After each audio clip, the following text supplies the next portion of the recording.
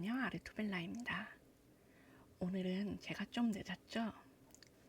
예, 어제 전시회를 다녀와서 감기 기운이 좀 있었습니다. 예, 사실 전시회 아니어도 제가 그동안 학교를 다니면서 학업을 같이 병행하느라고 밤을 좀 샜더니 여파가 있었나 봐요. 그래서 현생 관련해서도 지냈던 여파가 있었기 때문에 약을 먹고 조금 쉬다 왔습니다.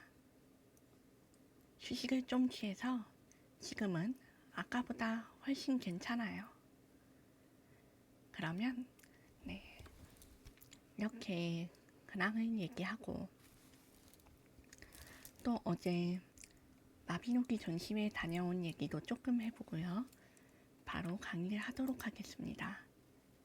안녕하세요, 제프티님. 어서오세요. 불타는 토요일. 그러게요.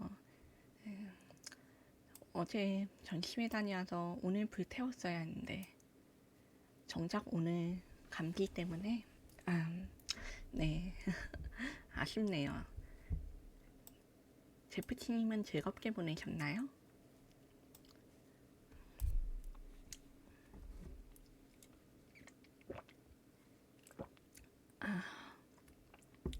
네, 오늘은 물을 마시면서 좀 진행하겠습니다.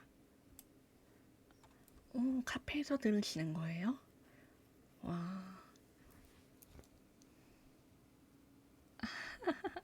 커피 드시는구나. 6시 15분이면 아직 카페에 많이 계신 시간이긴 하네요. 안녕하세요. 지엔제님 어서오세요. 네, 오늘은 청기사파에 대해서 이야기를 할 겁니다. 진짜요? 처음 들어보세요? 이게 청기사파가 사실 그럴 만하기는 한데 되게 유명한 사조거든요. 근데 정작 이 사조가 지속된 거는 2년밖에 안 됐어요. 그래서 아마 처음 들어보시는 분들도 있으실 거라고 생각합니다. 안녕하세요. 상암동 사우루님 어서오세요. 와주셔서 감사합니다. 그쵸. 전공이 아니면은 들은 힘이 많이 없긴 하겠네요. 저도 이 청기사파에 대해서는 보통 전공을 하기 전에는 듣는 게 대부분 이제 미술관에서 청기사파 추상회와 뭐 추상미술에 대하여 이런 거를 전시한다고 했을 때 들어볼 수 있는 정도기는 하죠.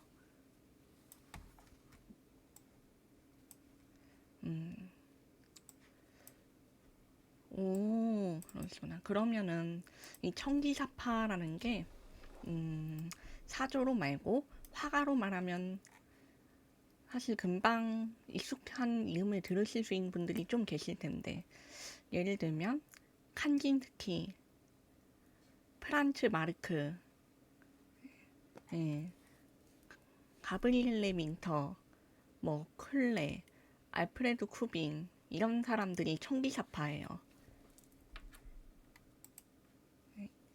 그래서 청기사파라고 하면 잘 모르실 수 있고 이제 이름으로 하면 어디서 한 번쯤 들어봤는데 라는 생각을 하실 수 있어요. 맞아요. 이번에 루브르 박물관 강도가 들었다는 거 저도 들었어요. 저도 아침에 일어나서 이제 출근하려고 했더니 뉴스 기사로 막 속보로 루브르 박물관에 강도 들었다는 거 보고 이게? 하고 잠깐 생각을 했지 뭐예요. 아니 저 루브르 박물관에서 훔친 것도 되게 신기하던데요.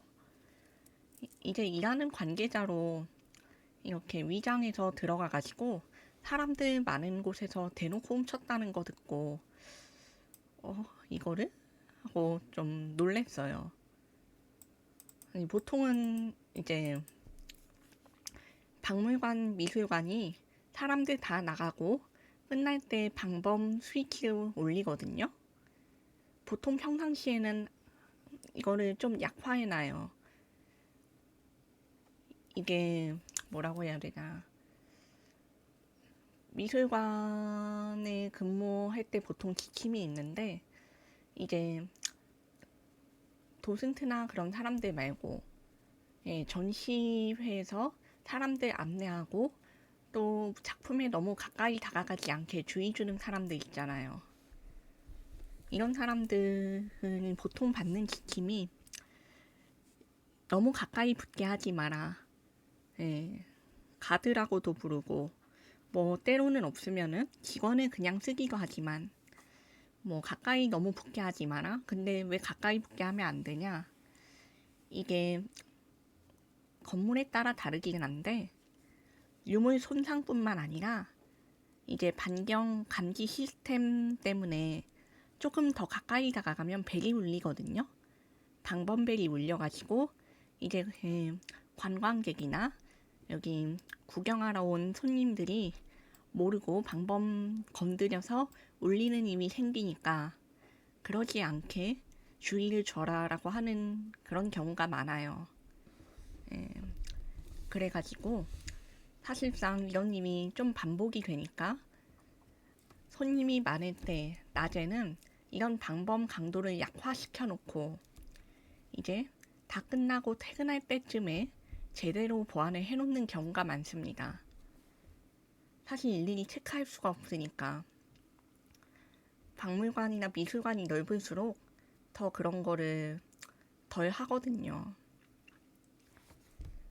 근데 이거를 대놓고 할 줄은 몰라서 좀 대단하다라는 생각을 하긴 했어요. 그거를 시스템을 알려면 보통 관계자여야 할 텐데 저 관계자 아니면 적어도 그 업계에서 일하던 사람 정도는 돼야 이런 정보를 알고 있지 않나라는. 근데 그거를 알고 들어간 거니까 좀 신기하더라고요. 낮에 오시며 방범이 약화되어 있는 거를 아는 거는 보통 관계자니까요. 일 안 하면 다들 몰라요. 미술뿐만 아니라 여기 보석 관련 일을 할 때도 이런 걸 배우기는 해요, 사실. 근데 보석은 전시를 잘 하지 않고 하더라도 예술품이나 유물 그런 걸로 분류되어 가지고 전시하는 경우가 많다 보니까 이거는 사실 미술계에서 주로 많이 가르칩니다. 관리인들도 아마 속지 않았을까요? 이게 우리나라처럼 미술관이 규모가 정해져 있으면 괜찮은데 루브르 박물관에는 좀 크잖아요. 크면은 관리인들끼리도 사실 서로 잘 모르는 경우가 많아요. 또 정규직이면 모르겠는데 비정규직들도 채용하고 그러니까 이제 그 비정규직 사이에 섞여 들어오면 알 수가 없는 거지. 우리만 해도 전시회 알바, 단기 알바 구한다 이러고 막 알바 공고에 보면은 어디 뭐 성수 아니면 강남 뭐 아모레 퍼시픽 미술관 뭐 전시 홍보대사 가이드 이런 거 구하잖아요. 그런 것 사이에 섞여들면은 사실 알 길이 없어요. 우리나라 신원 조사를 철저히 해서 받아서 그렇지 외국은 그 단기로 일하는 걸 신원 조사를 그렇게 철저히 안 하기도 하거든요. 사실 철저히 하면 구할 사람이 없기도 하고 그리고 이게 큐레이터나 정기 간행 업무를 하는 그런 직원들이면 모르겠는데 외국은 이런 임용직이라고 해야 할까? 좀 가이드라던가 몸을 쓰는 일 그런 걸 하는 사람들은 신원조사를 사실 잘 안 하는 경우가 더 많아요. 이제 공공기관에서 크게 쓰는 뭐 경호원이나 그런 사람들은 다 철저히 하죠. 근데 이제 며칠 쓰고 말 거에 대해 그렇게 철저한 조사를 하지는 않는다. 약간 우리나라로 치면 하청의 하청, 어련히 알아서 잘하겠지 같은 게 있거든요. 그래서 우리나라도 이 전시회에서 일반인을 구하기도 하지만 이렇게 이미 대기되어 있는 사람들이 있는 그런 사람들을 관리하는 하청에다가 이제 부탁을 해서 인력을 구하기도 해요. 외국도 이런 구조가 있습니다. 예, 그래가지고 아마 그런 식으로 했으면 더 빡세지 않았을까라고 생각을 하는데, 섞여들어서 간 거는 사실 뭐 상상도 못했겠죠. 대놓고 털 거라는 거 약간 가설처럼 막 뭐 소설 같은 걸로 나오는 경우는 있는데, 이걸 현실에서 이론이 있던 거를 실천을 할 줄은 몰랐을 거라고 저도 생각은 해요. 아, 근데 왕관을 떨어뜨리고 갔는데 아무도 몰랐다는 건 좀 충격이다. 그거는 나중에 발견이 됐잖아요, 심지어. 아이고, 컵을 옆으로 키워야겠네. 죄송해요. 아무튼 이렇게 대놓고 들어갔는데도 그럴 줄은 저도 몰랐습니다. 아이고, 미안해요, 미안. 죄송합니다. 이거 큰 소리로 듣고 있으셨으면 귀 아플 텐데. 아이고. 아, 그쵸. 소규모는 사실 그렇게까지 큰 돈도 안 들고 인력도 정기적으로 일하는 사람들만 있으니까 이제 단기를 안 뽑거든요. 돈이 없어서. 예, 그래가지고 보안이 센 경우가 더 많아요. 이제 규모가 큰 데들은 예산을 아끼려고 단기 알바를 구하는 경우가 더 많고, 이제 저기 서울시민미술관이나 그런 규모만 돼도 이제 그때쯤이면은 정기 알바도 아니고 이제 직원들로만 구성을 했다가 외부 행사가 있을 때나 몇 명 구할까 말까 정도. 그래서 이런 전시 같은 경우는 코엑스 같은 데서 하는 걸 보면은 거기서는 다 단기 알바거든요. 근데 이제 정기적으로 예산이 정해져 있는 곳은 그렇지 않다. 사실 킨텍스나 코엑스에서 보면요, 이제 가끔 미술 전시회나 뭐라고 해야 할까, 행사를 열어요. 근데 이 행사가 판매전, 그냥 전시회가 아니고 이제 서로 물건을 사고 팔게 할 수 있는 그런 게 있거든요. 거기에서는 단기 알바 아니면 코엑스 직원, 이 둘 중 하나예요. 사실 코엑스 직원도 인력이 모자라니까 거기다 다 쓸 수 없죠. 건물이 얼마나 크고 행사는 또 얼마나 많이 열리는데요. 그런 느낌으로 충당하는 거고, 거기서도 사실 보안은 딱히 기대할 순 없고 다 작가가 앉아서 감시를 해요. 작가 그리고 코엑스 직원들이 가끔 돌아다니면서 이제 분위기 살피고, 직원들이 가이드하고 막 그러면서 조성을 하는 거지 보안이 있다는 아니에요. 예, 돈이 없으면 자원봉사 맞아요. 그래서 감당하는 작품 막 미술가들 아니면 좀 돈 있는 사람들끼리나 가치를 부여하는 조각품, 뭐 회화품 이런 경우에는 좀 덜한데, 일반인들에게도 잘 알려진 뭐 유명한 작품, 예를 들면 모나리자 같은 경우에는 표적이 되기도 하죠. 이거는 도난은 아니고 훼손의 표적이 되기도 했어요.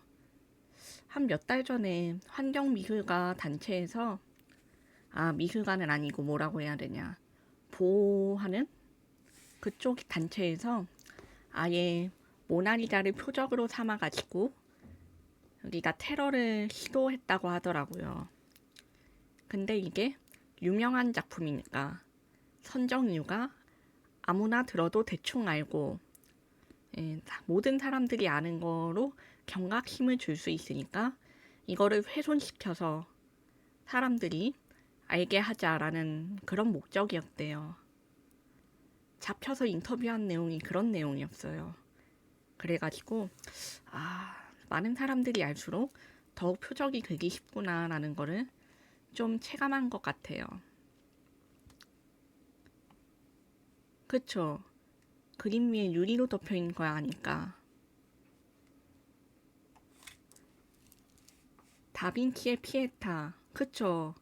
뭔가 유명한 작품일수록 사람들한테 훼손이나 도난의 대상이 많이 되는 것 같아요. 이제 막 유리 자체, 그림 위에 덮여 있는 유리를 깨부수는 걸 시도하는 경우도 있고, 이제 현대 작품의 경우에는 음식으로 된 경우도 있거든요.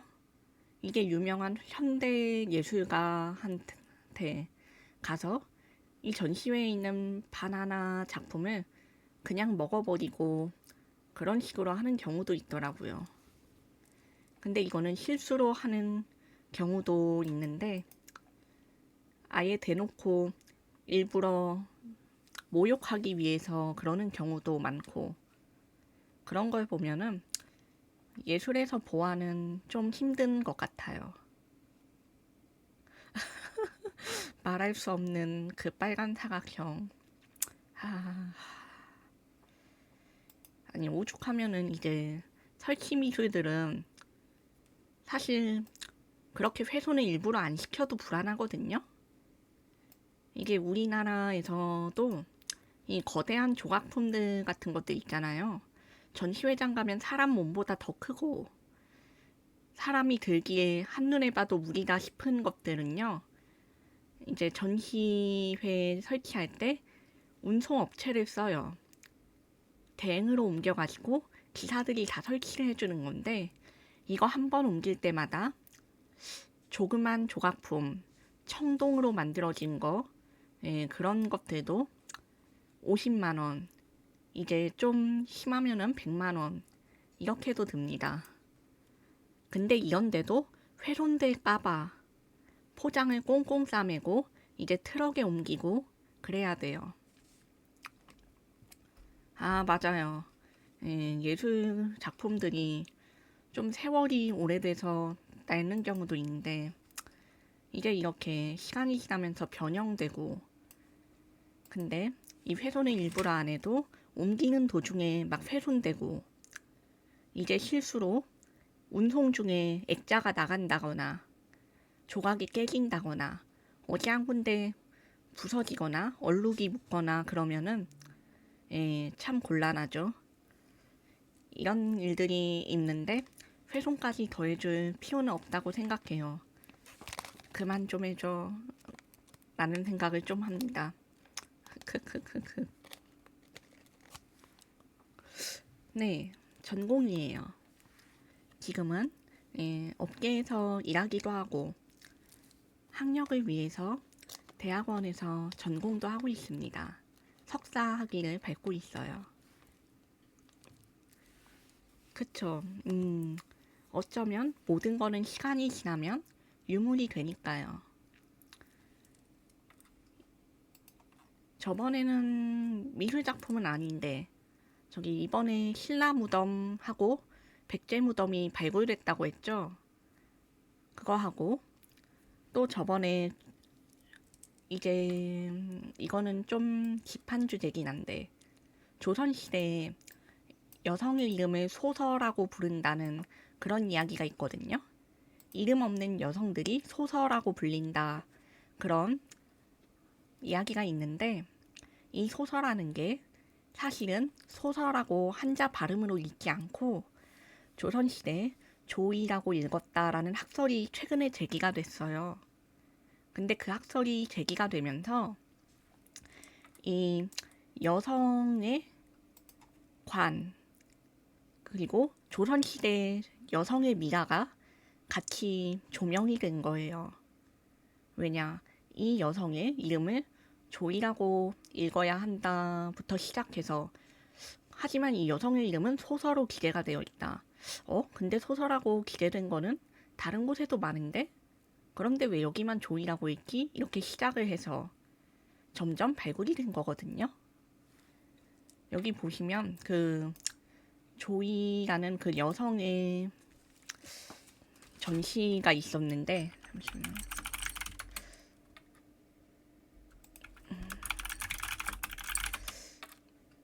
여기 있다. 서울여자대학교 박물관에서 특별기획전에 했던 면천 곽조이의 삶이라고 개최가 됐었네요. 9월 29일에. 26일부터 시작을 해서 아직 12월 19일까지 진행하는 전시라서 계속하고 있는데, 이 여성의 미라가 우연히 발견이 되면서 그 여성이 입었던 옷들도 발굴이 됐어요. 이제 조선시대 한복은 남은 게 많이 없는데 조선 중기, 심지어 여성인데 서민, 왕실, 양반 그런 사람들이 아니라 서민의 한복이 발굴이 된 거라서 의미가 굉장히 컸죠. 맞아요. 우리나라의 미라는 사실 자연적으로 생성이 된 거고 이제 어쩌다 그렇게 된 거지 인위적으로 만든 것이 아니라서 음, 그래가지고 사실 흔하진 않습니다. 그쵸. 이거는 보존이 잘 돼서 이제 아무도 파묻힌 거를 다시 파지 않고 또 땅에 상태가 좋았을 때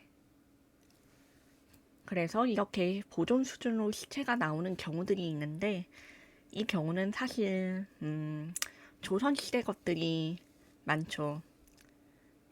이제 세월 때문에 신라나 경주의 경우에는 음, 뼈 뼈가 많아요.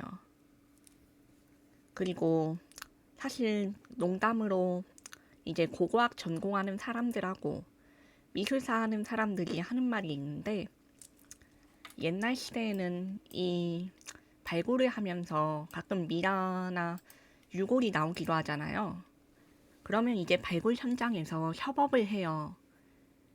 고고학자들이 유물 파고 무덤 파고 이제 이 능 파고 그러면은 미술사학자들이 불려와서 이거는 어떤 연대로 추정이 되고 이거를 같이 조사하고 이거는 어떤 시대의 유물이고 사실 고고학자라고 해도 어떤 시대 어떤 유물인지 정확히 아는 경우가 많지 않거든요. 대부분 연대별로 그리고 뭐라고 해야 될까 이거를 미술사가 사조별로 배우듯이 고고학자들도 역사 시대별로 배웁니다. 약간 파트별로 나눠서 배우기 때문에 그리고 대부분은 발굴의 기술을 우선으로 하고요. 감정은 그 다음. 감정은 그 다음으로 하기 때문에 사실 감정은 미술사들의 영역에 가까워요. 회화, 미술, 뭐 박물관학 이런 거 배운 사람들이 주로 감정을 합니다. 그쵸. 사실상 그래서 발굴한 사람들은 이런 눈대중이나 기계에 의지하는 경우가 많아요. 그래가지고 이렇게 협력을 하는데 농담으로 나오는 소리에 이제 무덤을 파고서 그 뒤에 잘 수습하지 않으면 안 된다. 왜냐하면 이게 무덤을 파고 그대로 방치를 하면요. 원래 발굴 현장에서는 몇 날 며칠이고 보존을 해놔요. 그래야 이어서 작업할 수 있으니까요. 이 사람들도 매일 나올 수 있는 게 아니고 비가 오거나 이제 날씨가 굳거나 하면은 발굴 작업을 진행할 수가 없어서 이제 선 로프를 쳐놓고 현장을 통제하고 관계자들만 들어올 수 있게 하는데 가끔 옛날에는 술 먹고 이제 그 근처를 지나가다가 무덤에 빠져서 죽는 사람도 생깁니다. 이게 괴담 같죠? 실제 사례들이 있어요. 그래서 그런 경우가 있기 때문에 농담으로 무덤 위에 무덤 또 생길 수 있으니까 무덤 그대로 놔두면 안 된다라고 그래요. 이제 술 먹고 정신을 잃을 정도로 드신 분들이 이제 옛날에는 길 가다가 논두렁에 빠져 죽기도 했다고 그러잖아요. 그런 거랑 비슷하게 이제 무덤이 깊으니까 발에 헛디뎌서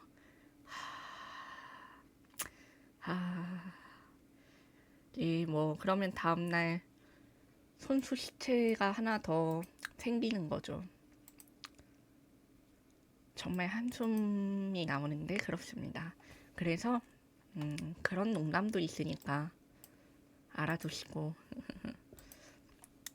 연골의 경우에는 사실 미술사 학자들이 분려가기보다는 보통 탄소 연대 측정을 먼저 하고요. 그 다음에 유몰들을 학자들의 의견을 통해서 이제 연구를 합니다. 사실 그래서 시체만 가지고 시기를 아는 것은 아니고, 거기에 묻혀있는 부장품, 장식물들, 뭐 거기에 있는 조각들, 그리고 벽화 같은 것들, 왕릉에는 벽화가 그려져 있죠. 그런 걸 통해서 측정을 합니다. 아무튼 이야기가 길어졌는데, 이제 그러면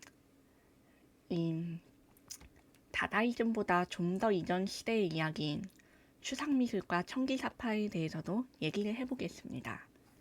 이거는 사실상 다다이즘 진행하기 전에 먼저 했어야 했는데, 제가 이거를 살짝 짧은 구간이라서 건너뛰었던 것도 있습니다. 그쵸. 사담으로 얘기해도 되고, 강의도 해도 되고, 중간중간에 질문이 있으시면 편하게 주셔도 괜찮습니다. 아까 하던 거는 이제 여기서 얘기를 같이 해볼게요. 아, 그럼요. 무덤 양식 미라에 관해서도 가능합니다. 미술사학자들이 이제 제일 기초로 배우는 게 무덤 양식하고 왕릉하고 이제 토지에 대해서예요. 미술사학자들은 동양과 철학을 같이 배우는데 거기서 동양의 역사에 대해서도 당연히 배워야 합니다. 그럼 이제 시작하는 거죠. 무덤부터.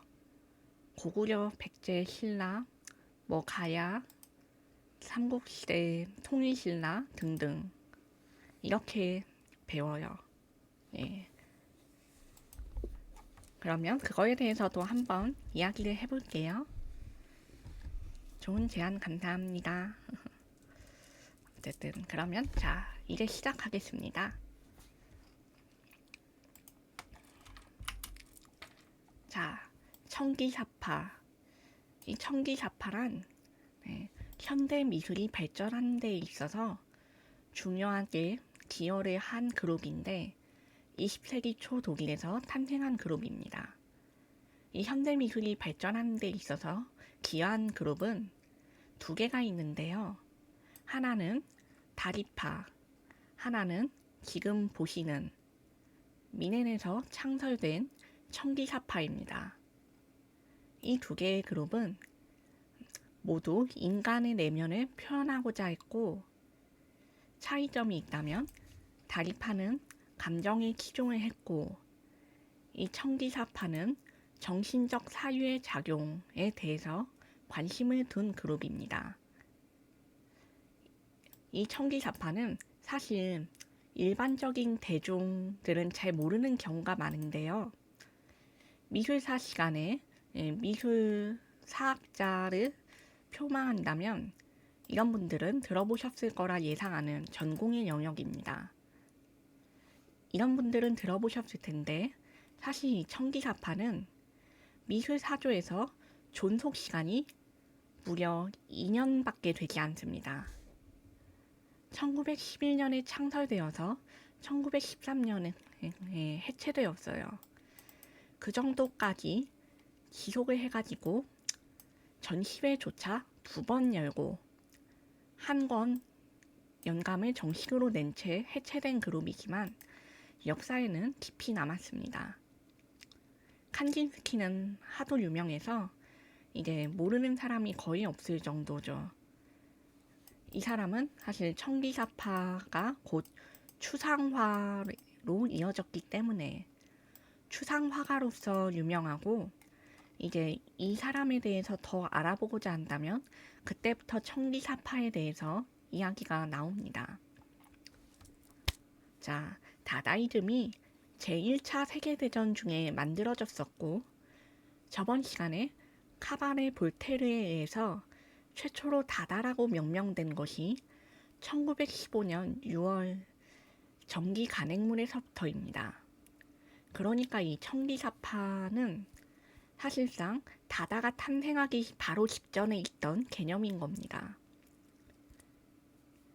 여러분은 이 청기사파 하면은 무엇이 떠오르시나요? 이 청기사파라고 하는 게 말 그대로 푸를 청, 푸를 청, 그리고 기사라고 하는 것이 우리가 생각하는 그 중세 개념의 기사가 맞습니다.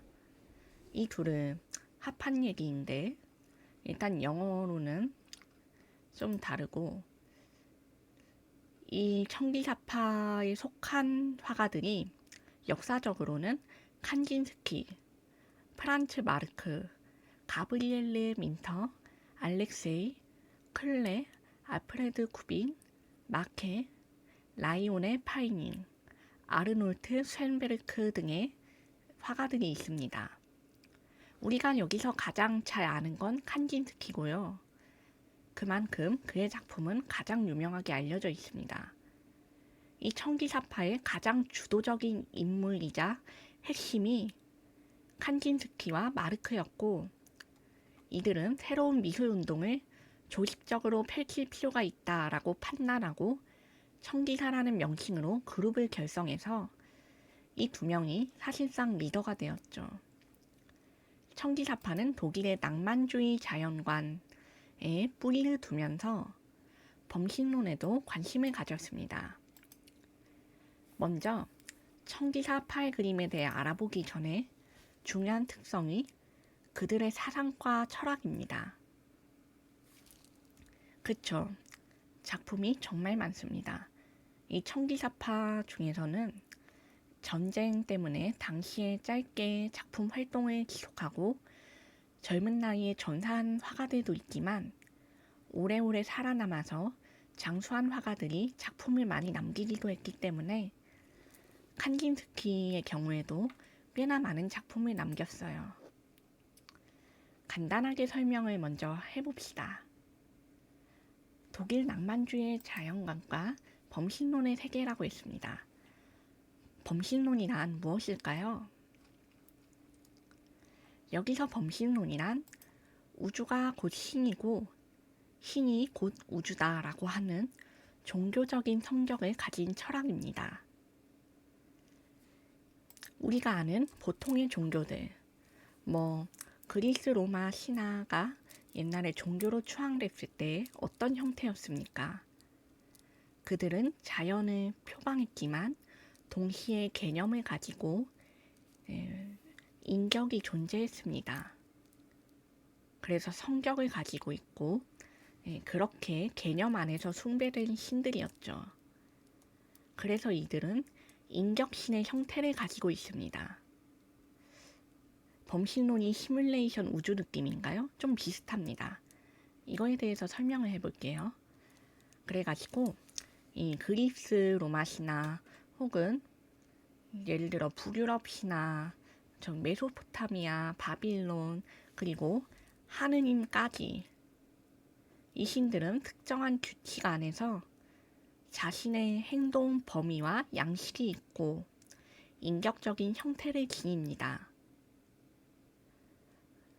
그런데 이 범신론은 이들의 종교적인 형태, 인격신이 아니라 우주, 세계, 자연, 우리가 현실에서 느낄 수 있는 존재하는 모든 것이 곧 신이다 라고 봅니다. 따라서 이들은 특이하게 조물주와 피조물주의 관계를 인정하지 않고요. 이거는 당시 종교에서는 센세이션한 개념이었습니다. 왜?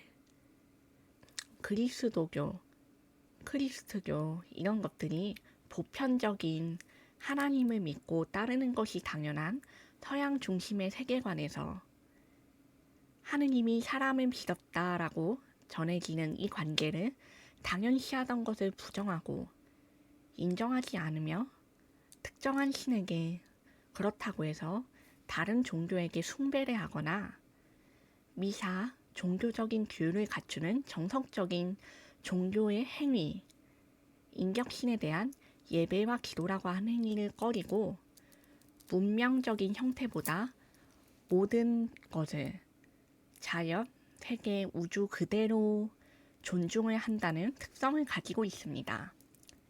그러니까 이 범신론은 세계와 세상, 자연 그 자체가 곧 신이다 라는 말과 가깝다고 볼 수 있죠. 그래서 이들은 자연주의와 애니미즘, 샤머니즘과도 비슷한 특성을 가지고 있지만 조금씩 다른 형태를 보입니다. 이 애니미즘은 우리가 흔하게 생각하는 동물을 이렇게 토템으로 만드는 거랑 좀 비슷한데 이거는 토테미즘에 가깝고 애니미즘은 동물이 곧 이렇게 형태를 가지고 있어서 정령이 되기도 하고 사람에게 영향을 미치기도 하고 그런 것이죠. 이 자연물, 자연에서 살아가는 동물, 식물 이런 것 따위에 신격을 부여해서 자연계의 모든 사물에 영적이고 생명적인 것이 존재하기에 만물에는 영혼이 깃들어 있고 정령이 있다라고 말하는 것입니다. 토테미즘은 동식물과 자연의 대상으로 하는 신앙이죠.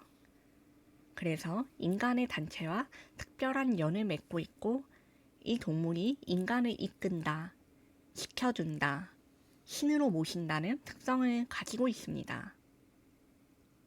애니미즘, 펄이, 토테미즘, 무기물 이렇게 이해하면 되나요? 맞는 말이긴 하네요. 무기물보다는 토테미즘 자체는 이제 그들을 토템으로 그러니까 펄이를 이제 토템으로 삼아서 우리와 관계가 있다라고 믿는 것에 가깝습니다. 애니미즘 펄이 좀 비슷한 것 같아요.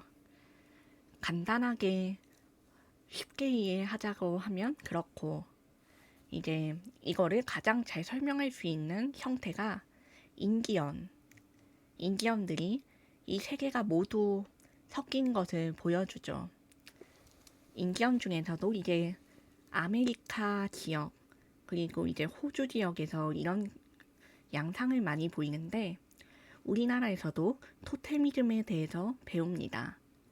단군 신화에서 웅녀하고 이제 호랑이 이 둘이 인간이 되려고 기도를 하고 이제 시연을 거친 곰은 이거를 통과해서 단군과 아이를 낳고 인간들 사이에서 그 아이가 살아가고 그런 얘기가 있죠. 이게 바로 토테미즘의 일환이라고 학설로 설명을 하고 있습니다. 요즘은 교과서에서 이렇게 가르치는지 모르겠는데 이렇게 학설을 토테미즘으로 잡고 한동안 학교에서 가르쳤어요. 그래가지고 이 단군 신화가 토테미즘의 대표적인 예라고 불리고 또 인디언의 신앙들 카로테 그리고 예를 들면 쉽게 말하면 메이플에서 우리 페리온 마을을 볼 때 뭐를 떠올리죠? 페리온이 전사의 마을이고 이제 보면은 인디언들의 이름이 있잖아요. 다 자연과 관련이 있습니다.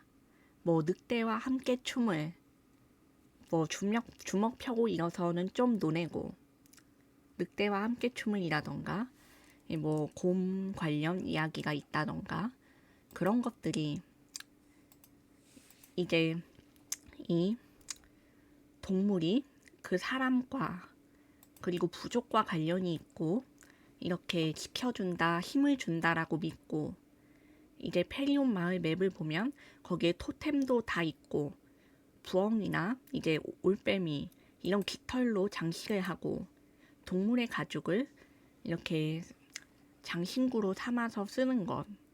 그래서 이런 것들이 나의 사냥이나 전투에 도움을 준다고 믿는 것. 이것도 하나의 토테미즘입니다. 그래가지고 이 정령이 있으니까 우리를 지켜준다까지 합해서 애니미즘과 토테미즘이 나오는 거고, 뭐 이게 한데 섞여서 나타나는 게 인디언 신앙, 그렇게 설명을 쉽게 하고요. 샤머니즘, 이 샤머니즘은 자연의 초월적인 존재를 숭배하는 걸 기본으로 합니다. 그리고 그들을 신으로 모시죠. 그래서 이 샤머니즘은 반드시 동물이나 식물만을 이야기하지 않고 무언가 초월적인 존재를 신으로 모신다라고 하는 개념이기 때문에 우리나라의 무속도 샤머니즘으로 분류를 합니다. 민간신앙, 이제 뭐 예를 들면 이제 강해신, 뭐 조왕신, 이런 민속적인 존재들이, 초월적인 존재들이 깃들어서 거기에 있다라고 하는 믿음을, 이들을 숭배를 해야 한다라고 하는 믿음을 이렇게 보여주기 때문에 샤머니즘으로 간주를 하고요. 물론 보통 이렇게 나누어서 이야기하지는 않습니다. 이렇게 나누는 거는 학계에서 이야기를 할 때, 그리고 종교적이고 철학적인 담론을 나눌 때나 이렇게 분류를 해서 이야기하는 거죠. 일본 신토도 샤머니즘에 속하긴 합니다. 아예 연관이 없진 않아요. 샤머니즘 그 자체라고 하기에는 무리가 있고, 샤머니즘이자 애니미즘이고 또 자연주의의 속성을 모두 갖고 있는 대표적인 예가 일본의 이나리 신앙, 신토 중에서도 풍요의 신 이나리 있지요. 이 이나리의 휘하가 수하라고 불리는 존재가 여우입니다. 그래서 이 여우들이 이나리 신의 뜻을 전하고 인간에게 간섭해하고 지키기도 하는 그런 존재로 설명이 되죠. 또 이제 일본에 가장 많은 이 얘기가 너구리하고 여우신, 너구리와 여우가 가장 대표적인 신적인 존재로 모셔지고 있기도 하죠. 전에 여행 다큐에서 몽골에서도 불의 신 어쩌고저쩌고 하던데 이것도 샤머니즘인가요? 예, 이쪽도 샤머니즘에 속한다고 말할 수 있습니다. 이게 제가 그 체계를 정확히 알아야겠는데 일단 기본적으로 초월적인 존재가 존재를 한다. 그리고 이 존재를 모셔야 한다라고 생각을 한다면 그게 바로 샤머니즘에 속합니다. 예, 받치면은 그것도 맞다고 할 수 있어요. 이게 사실 그리고 현대의 종교도 아까 말씀드렸던 그리스도교 이런 것도 사실 이런 성적이 없다고 할 순 없어요. 이런 모든 종교들이 이런 속성이 조금씩 있거든요. 다만 여기서 좀 더 여러 가지 발전 과정을 거쳐서 종교적 규율, 의례, 그리고 역사 이런 것들이 생겼을 때 이것을 샤머니즘에서 떼어놓고 다른 형태로 분류를 합니다. 그래서 이 샤머니즘은 보통 고대 종교 아니면 원시적, 초기적인 형태를 띠고 있을 때 이를 샤머니즘적인 성격이 있다라고 말합니다. 그래서 이 샤머니즘이라고 부르는 거는 지금 현대에서 널리 사용되는 경우가 적을 때라고 말할 수 있어요. 그래서 어쨌든 이 일본의 이나리 신앙, 뭐 풍요 신앙, 그리고 요괴들도 어떻게 보면은 사실 이거의 일부에 가깝거든요. 이 요괴라는 존재가 그냥 갑자기 어디서 튀어나오기도 하지만 신이 타락한 존재로도 설명이 되거든요. 그래가지고 이제 이 신이 신격을 입고 격화가 되면 요괴로 변질이 된다. 그런 것도 사실상 샤머니즘에서 나온 부속물에 가깝습니다. 그래가지고 여기서 범신론적인 성격을 가지고 있다고 말씀드렸는데 이거를 판치즘이라고 판시즘이라고 부릅니다. 약간 발음이 고대 그리스의 판시즘 이거를 뭐라고 설명을 해야 되나? 신앙을 부르는 말과 좀 비슷하죠. 일단 그렇게 이해를 하시면 되고, 이 당대 독일 낭만주의의 풍경화가 바로 이 범신론의 기본을 두었는데, 여기서 범신론적인 성격을 보여주는 건 프란츠 마르크입니다. 네, 판테온. 맞아요. 이 판테온이 여기서 연상을 할 수 있습니다. 사실 판테온 자체는 그리스 로마의 만신전 이야기를 한 건데, 이것도 비슷한 성격이 있다고 할 수 있겠죠. 본격적인 종교로 정립되기 전에 초기적 신앙 형태로 불리니까요. 애니미즘, 토테미즘, 샤머니즘 등이 여기에 들어가는 거고. 사실 어떤 집단이 믿는 모든 신, 그러니까 이 신들을 모두 아울러서 부를 때도 판테온이라고 하긴 합니다. 저기 파판에서도 비슷한 언급이 나왔을 텐데 어떤 연관이 있다라고 생각할 수는 있겠죠. 사실 정식적으로 그렇다라고 밝혀진 건 아니고 이거는 제 축성 생각에 가깝습니다.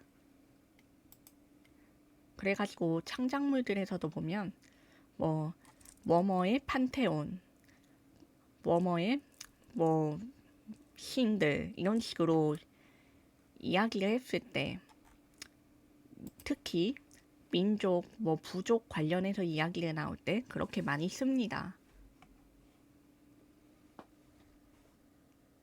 호메로스나 오비디우스가 정리한 것에 불과하지 그로신도 따지고 보면 자연현상과 자연물의 이름을 붙인 거니까요. 학계적으로는 그렇죠. 이제 이거를 또 인간들이 갈수록 개념적인 사회 현상을 같이 생각해서 거기에 함께 맞추어졌다라고 생각할 수 있겠죠. 그래서 이 범신론적인 성격을 제일 잘 보여주는 건 프란츠 마르크라는 화가입니다. 사실 이 청기사파들이 다 추상적이고 명확하지 않고 상징적이고 은유적이고 비유적인 거를 좋아하지만요. 이 중에서도 마르크가 제일, 그리고 칸딘스키가 여기서 정립을 해서 유명해진 거고, 이 마르크가 1910년에 칸딘스키를 만났고요. 칸딘스키의 권유로 미넨의 신미술가 협회에 가입을 해서 그림을 그렸습니다. 물론 그 이전에도 작품 활동을 하던 사람이었는데 이 칸딘스키를 만나고 후부터 그의 영향이 보이기 시작합니다. 일단 범신론에 대해서도 여기 제가 요약을 했고 이렇게 4가지 문장으로 이해를 하시면 좀 더 쉬우실 겁니다. 종교 철학성 성격을 가지고 있고 이렇게 이해를 하시고 이 프란츠 마르크에 대해서도 요약을 해놨는데 제가 설명을 드리겠습니다. 그래서 이 사람이 그린 대표적인 작품 중에 1910년도에 붉은 말 그리고 11년도에 그린 푸른 말이 이때부터 영향을 확 받은 게 드러나고 있어요. 이 사람은 개인적으로 동물을 통해서 인간이 범신론적인 교감을 할 수 있다라고 믿었고 1907년경부터 동물, 특히 말이라고 하는 이 동물을 통해서 작품을 제작하는 경향이 있었습니다. 그래가지고 이 마르크는 일찍이 자신의 신념으로 그림을 그렸는데 경향이 더욱 강화되었고 인간이 산업화와 물질 문명에 의해서 오염되었다고 믿었습니다. 그래서 동물이 인간보다도 훨씬 우주 만물의 가장 순수한 문명화가 되지 않은 본성 자체로 간직하고 있다고 확신을 했습니다. 그래서 초기에는 자연의 식물 무늬에서 유래한 유겐트 슈틸의 구불구불한 곡선으로 동물의 형태를 감각적으로 표현을 했지만 1912년경부터는 마케와 들로네의 영향을 받아서 기하학적이고 선적인 구조도 함께 사용을 하게 됩니다. 다만 마르크는 칸딘스키가 이제 추상화를 본격적으로 정립을 해서 깊이 탐구를 한 데에 비해서 이 사람은 꼭 추상이어야 된다, 이거 아니면 안 된다 라는 식으로 추구를 하지는 않았고요. 색채주의로 나아가서 자신의 색채와 형태 그리고 캔버스에 하는 구상을 통해서 충분히 의미와 은유가 만들어질 수 있다고 믿었습니다. 그래서 마르크는 이 회화적인 공간에 동물적인 형상을 통합을 하고 형태와 공간의 조화, 색채의 결합을 연구하였죠. 따라서 칸딘스키는 자신의 저서 예술에서 정신적인 것에 관하여 라는 데서 빨강, 파랑, 노랑 이 3원색을 면밀하게 고찰해서 정리했고 색채에 대한 의미를 규정해서 적어 놓았습니다. 파랑은 남성적, 빨강은 물질적, 노랑은 세속적 이런 식으로 나름의 자신의 정의를 내린 건데 사실 이 색채의 상징과 은유 자체는 칸딘스키가 최초는 아니어서 이전에도 괴테가 색채론이라는 걸 발간해서 고찰을 했는데 이 책이 지금까지 여기 이야기되고 있는 화가들의 시대까지 20세기 초까지도 화가들에게 필독서로 꼽힐 만큼 큰 영향을 미치는 책이었습니다. 이 괴테가 내세운 색채에 대한 철학이 예술가들과 화가들에게 널리 전래되고 권장될 정도였던 거죠.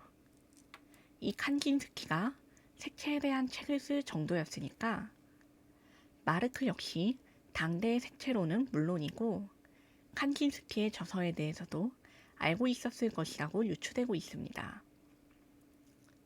아무튼 마르크는 초기에는 이 범신주의적인 것을 기본으로 해가지고 회화를 탐구했지만 제1차 세계대전이 발발하고 아까 말씀드린 다다이즘이 나온 그 시기에 독일은 이 다다가 미술사적인 범주보다는 정치적인 신념적인 범주에서 영향을 끼쳤다라고 말씀을 드렸습니다. 마르크 역시 똑같습니다. 범신론적인 신념을 쫓기보다는 이 당시 독일의 현실과 고통 그리고 파괴라는 이 전쟁의 참상에 대해서 그리고 이 전쟁 이후로 사회적인 혼란과 계층 간의 질서 파괴, 혼란한 사회상에 대해서 이 현실을 타파하기 위해서는 또 새로운 전쟁이 필요하다 라고 이야기하는 사람까지 나온 상황입니다. 왜? 도저히 이걸 타파할 방법이 안 보이니까. 처음부터 다시, 제로부터 다시 시작하자고 해도 자본이 있어야 하고 파괴된 걸 복구를 해야 하고 이런 데는 시간도 걸리고 이게 없는 데서 다시 쥐어짤 수는 없는 노릇이니까 이런 현실을 마르크도 느끼고 있던 것입니까? 근데 이 마르크는 아까 말씀드린 사람들처럼 극단적으로 그러지 않고요. 대신 자연에 대한 낭만적인 지금까지 추구해왔던 시대적인 낭만주의만으로는 인류의 미래를 꾀하고 현실의 상황을 지금 당장 바꾸기에는 어렵다라고 느낀 것입니다. 그래서 이 사람은 전쟁에 대한 징조와 분위기를 자신이 느낀 거를 그림으로 통해서 표현했습니다.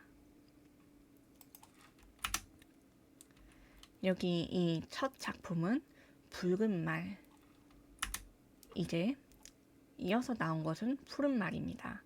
이때는 칸딘스키의 영향을 받았을 때, 그래서 말들이 아직 구불구불한 색채로 표현이 되어 있고 동시에 추상적인 느낌이 이제 막 생겨나기 시작했죠. 그런데 이제 다다이즘 나올 때쯤으로 시간이 뒤로 가서 이때쯤부터는 분위기가 급변합니다.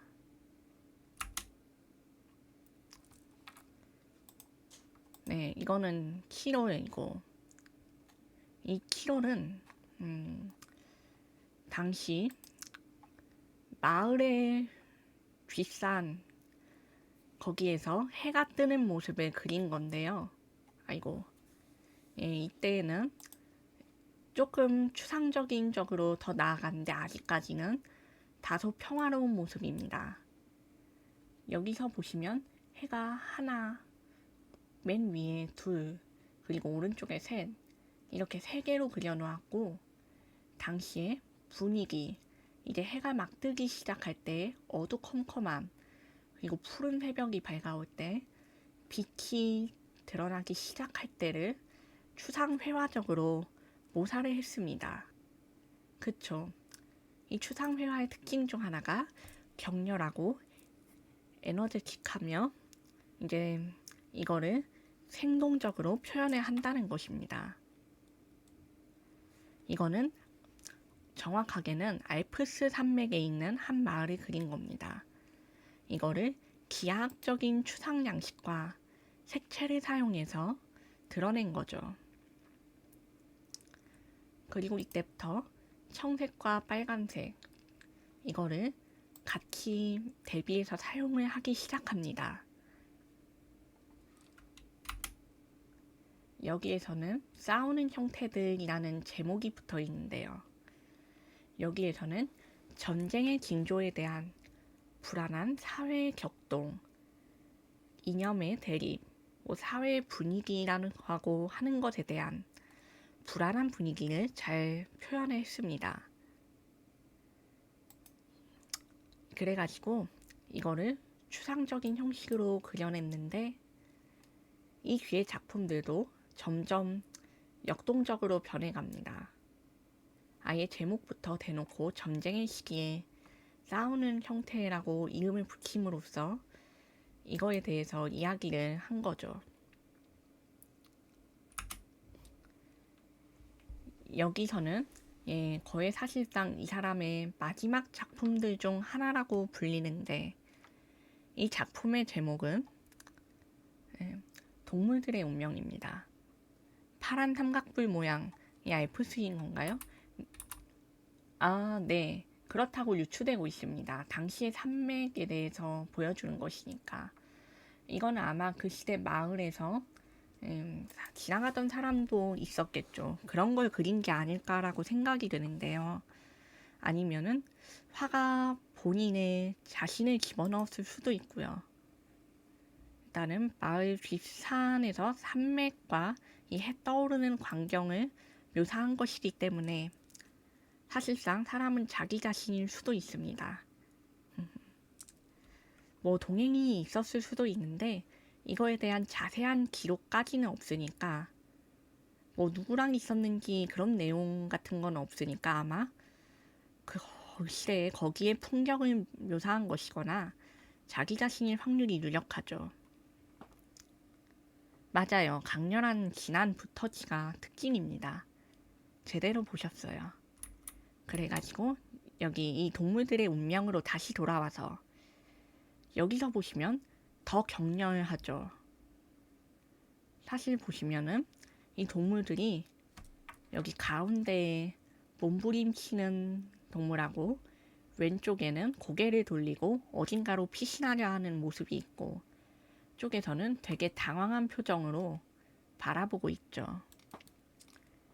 그래가지고 이 표정을 통해서 상황에 대한 인식을 묘사하고 여기에서도 적색과 청색이라는 대비되는 두 색을 사용하면서 색깔이 서로 갈라지며 부딪히는 회화적인 추상을 통해 서로에 대한 대립과 이념, 갈등이 폭발하는 당대의 전쟁을 보여주는 것입니다.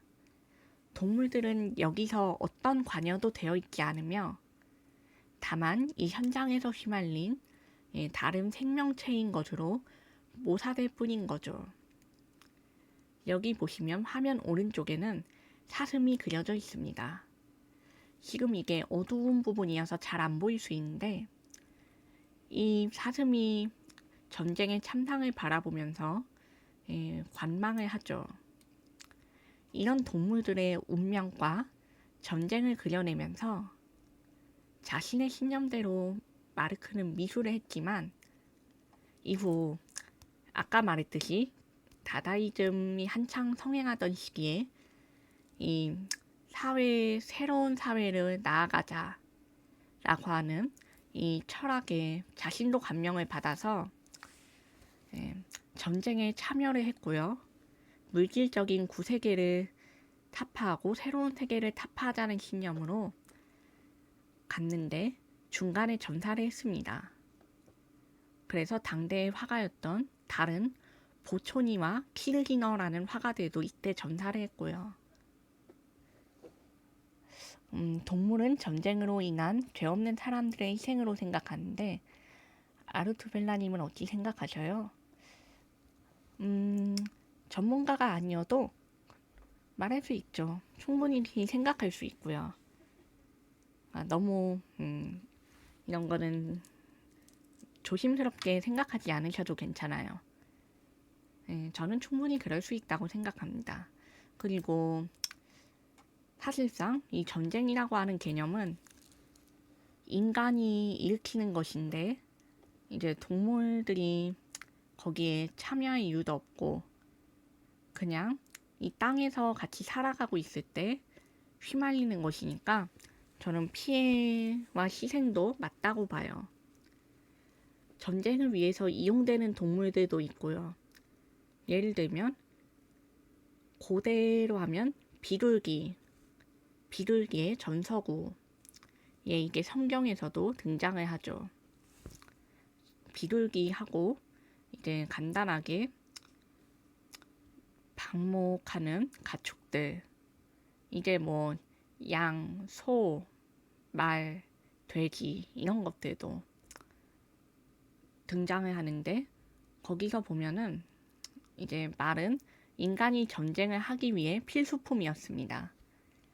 사람이 타고 기르고 이 말을 올라타서 상대를 죽이고 그래야 했기 때문에 그러면 그 과정에서 말은 안 다칠 수가 있을까요? 그건 아니겠죠.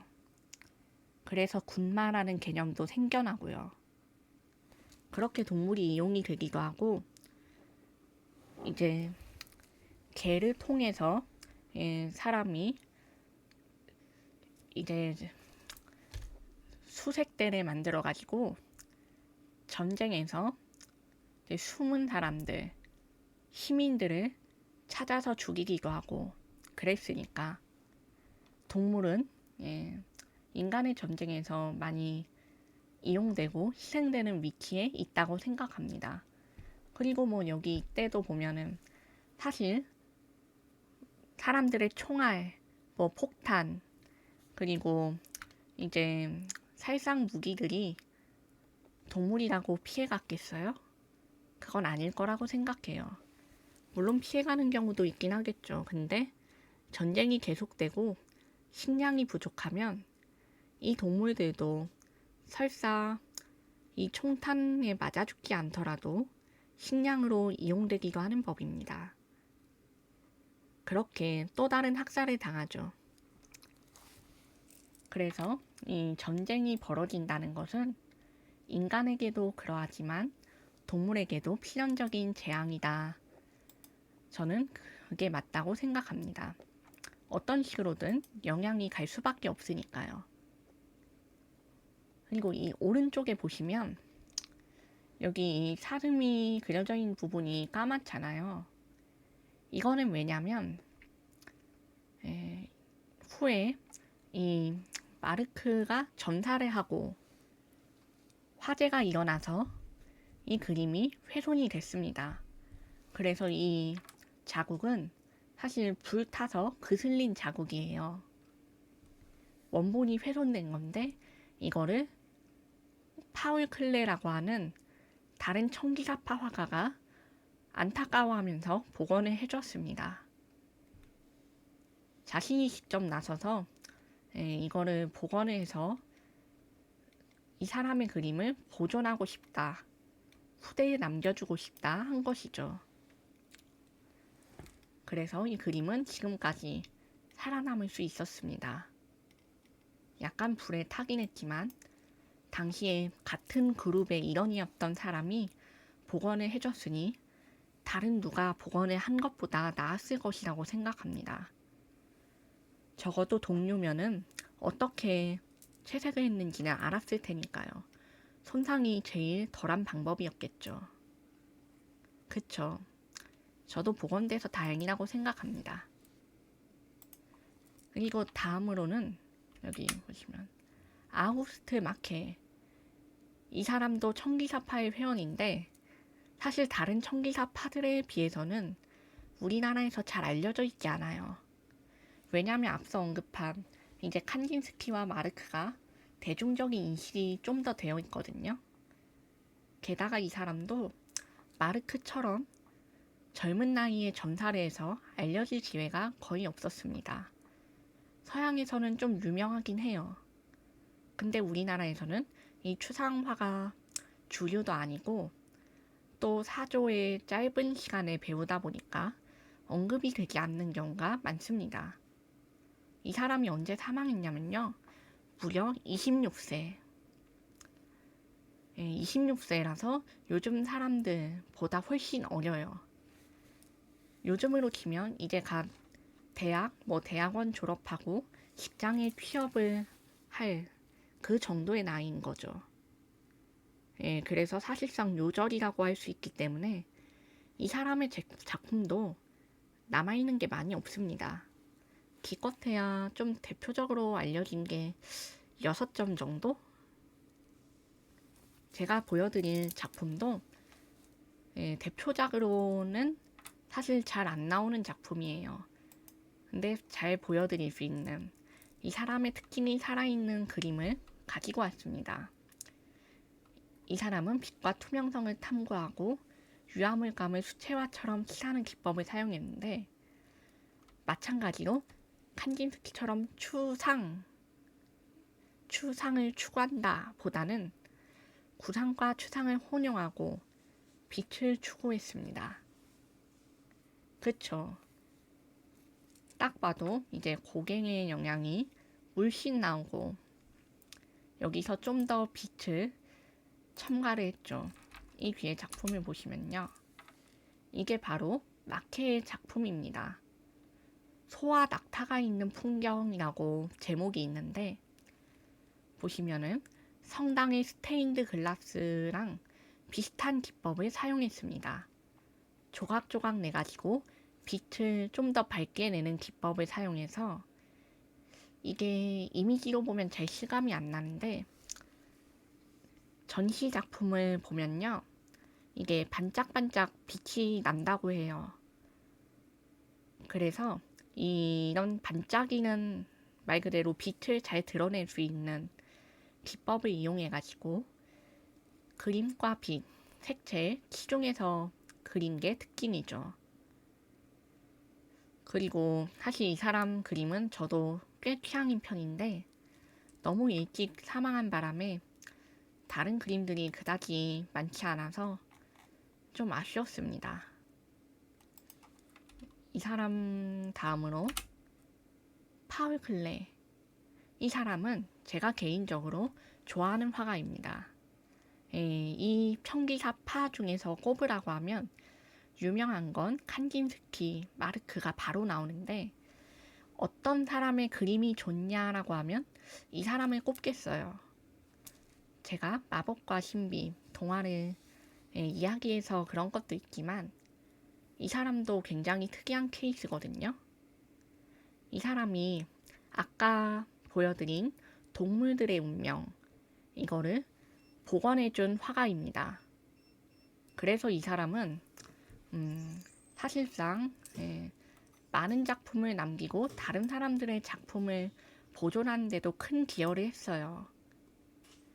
이 사람은 음악가 집안에서 태어난 사람이었는데 원래부터 화가가 아니었는데도 불구하고 화가로 진로를 잡아서 성장한 사람입니다. 원래 음악 활동도 하고 이제 음의 조예가 깊었는데 미술가를 선택해서 상징주의로 들어섰어요.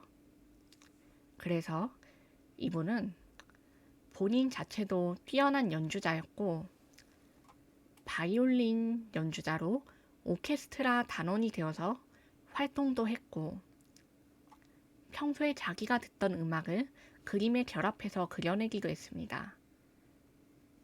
그쵸. 사실상 예술 수저라고 할 수 있겠죠. 그래서 그 경력을 살려가지고 예술 활동을 계속했습니다. 이 사람은 전쟁에 참전도 안 했고요. 죽지도 않았어요. 그래서 얼마나 살았냐. 당대로서는 꽤 오래 산 1940년에 사망을 합니다. 이 사람은 작품을 얼마나 했냐면요. 무려 9,000점의 작품을 남겨서 사실상 추상화파들 중에서는 가장 많은 작품을 남겼다고 봐도 무방합니다. 칸딘스키랑 함께 작품이 많이 남아있는 사람들 중 하나예요. 그래서 이 클레는 회화를 음악과 결합을 시켜서 시각적 요소를 청각적인 리듬으로 만들어내는 작업을 했습니다. 그리고 그 대상으로 뭘 삼았냐면 빛을 이용했습니다. 색의 강약이나 음악의 빠르기, 운율 같은 것도 빛과 색채의 강약을 이용해서 수채화를 통해서 만들어낸 거죠. 이 사람은 마르크와 아우구스트 마케처럼 구상이든 추상이든 형식이 중요한 것이 아니라 자신의 감흥, 기억, 경험을 예술처럼 화폭에 옮기는 것을 중요시한 사람이었습니다. 따라서 미술을 무의식의 분출이라고 생각하고 미술은 보이는 것을 표현하는 것이 아니라 보이는 것을 만들어낸다라고 말했습니다. 이 사람도 청기사파인 만큼 범신론적인 영향에도 들어갔으며 자연적인 것을 추구하고 하지만 동시에 이 사람의 경우에는 어린아이나 원시인처럼 그 자체로 본능적으로 표현할 수 있는 기호로 그것을 드러내고자 했습니다. 이 사람의 회화에서 가장 잘 보이는 것은 화살과 심표고요. 가장 간단하고 인류의 공통적인 기호를 많이 활용했어요. 상징과 은유, 기호를 통해서 이 회화를 그리는 게 신비와 시적 세계로 사람을 이끄는 필수적인 개념이라고 생각을 했습니다. 그래서 예술이 천지 창조의 과정을 그대로 반영한다. 이 기상의 세계가 우주의 상징 가운데 하나이듯 예술 또한 하나의 상징이다 라는 말을 남겼고 상징을 해석하고 인위적으로 조합하려고 애쓰기보다는 신비는 신비, 상징은 상징 그 자체로 인정하면서 나아가며 그대로 발전하기를 원했습니다. 그래서 이 사람의 그림은 보통 자연의 형태를 재현하기 위해서가 아니라 자신이 자연을 보고 느낀 것을 그대로 드러내기 위해서 그려졌습니다. 여기 보시면 빨간 풍선이라는 작품이 있는데 이 작품은 우리가 흔하게 풍선하면 바로 떠올릴 수 있는 쉽고 직관적인 이미지로 그려져 있죠. 풍경도 보시면요. 여기 언덕이 있고 그 위에는 건물이 있고 지붕이 있고 왼쪽에는 나무가 솟아 있습니다. 어려운 해석을 어려운 이렇게 생각과 고찰을 거치지 않아도 누구나 쉽게 알 수 있고 보기 쉽고 하지만 그러면서도 이 빨간 풍선이 한가운데 덩그러니 놓여서 떠오름으로써 어떤 은유가 있음을 알게 만드는 것. 이것이 그의 방식입니다. 그리고 풍선은 보통 자유를 상징하죠. 무엇도 구속하는 것 없이 하늘을 날기 때문에. 여기 두 번째 작품은 아래서부터라는 작품인데요. 이거는 보시면 오른쪽에는 계란, 안에는 사람의 형상이 그려져 있고 또 왼쪽에는 하트가 그려져 있으며 맨 왼쪽에는 초승달이라고 하는 인류의 가장 보편적이고 쉽고 이해하기 어렵지 않은 직관적인 기호를 상징으로 사용했습니다. 이런 식으로 이 사람이 상징주의에 들어간 겁니다. 알은 곧 세계고 세계를 알에 비유하면 하트는 보통 심장, 마음, 그리고 감정을 뜻하고 이 달도 우리가 아는 신비주의로서 생각하는 달은 이제 은유적인 존재로 감정, 혼란, 그리고 루나틱이라는 말도 있듯이 미치광이, 광기를 뜻하기도 합니다. 이런 식으로 언어의 유래에서 볼 수 있는 것처럼 상징성을 엮어냈어요. 하트 모양은 태아인 줄요. 그럴 수도 있죠. 솔직히 좀 닮긴 했다. 저게 눈처럼 보일 수도 있겠다는 생각이 드네요. 사람처럼 보이기도 하고 이렇게 똑바로 선 모습을 보면. 그래서 이런 상징 등을 통해서 아래서부터 나오는 이 세계라는 것을 표현을 했고요. 당시 아방가르드 미술가들은 회화의 음악화를 공통적으로 탐구를 했습니다. 그래서 미국인의 파이닝거라는 사람이 있는데 이 사람도 독일에 왔다가 1913년에 열린 제2회 청기사 전시회에도 초대를 받았죠. 그래서 큐비즘과 미래주의의 영향을 받은 상호작용을 탐구했고요. 이 회화와 음악의 결합, 음악화를 적극적으로 탐구한 가장 대표적인 미술가가 칸딘스키인 거고, 이 청기사파는 너무 빨리 해체됐는데 그 중심에는 이 칸딘스키를 빼놓고 논할 수 없기 때문에 가장 마지막으로 서술이 됩니다.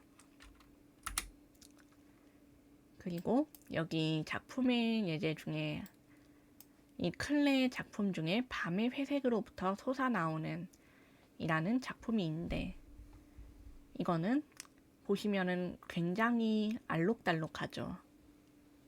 알록달록하고 하지만 잘 보면 문자입니다. 네. 당시에 글자를 통해서 이 색채를 조각처럼 표현했어요. 그쵸. 앞에 작품은 어둡고 강렬했는데 뒤로 갈수록 밝아지죠. 이게 화가들마다 추구하는 것이 다르기도 하고 이 사람도 빛의 색채를 같이 탐구를 했기 때문에 이 영향을 받았을 거예요. 사실 신비주의에서 이 요소가 빠질 수 없으니까요. 어둠과 빛, 빛과 색채 이게 사람의 심리를 표현하기 가장 쉬운 요소기도 하고요. 아까 말씀드렸다시피 신비주의, 상징, 동화, 신화 이런 거를 한다고 했는데 그 대표적인 작품입니다. 보시면 왼쪽에는 꽃신화, 블룸토스, 오른쪽에는 밤의 축제라고 이렇게 표현이 되어 있는데 보시면은 여기도 달과 꽃과 숲이라는 상징이 있고 오른쪽에는 우리 사실 많이 볼 수 있는 표현법이죠. 네, 이거는 좀 지난 거를 제가 들고 왔는데 이거의 경우에는 이 사람의 신비주의와 상징주의가 가장 잘 드러난 작품이기 때문에 들고 왔어요. 근데 여기도 잘 보면요. 빛을 많이 사용해요.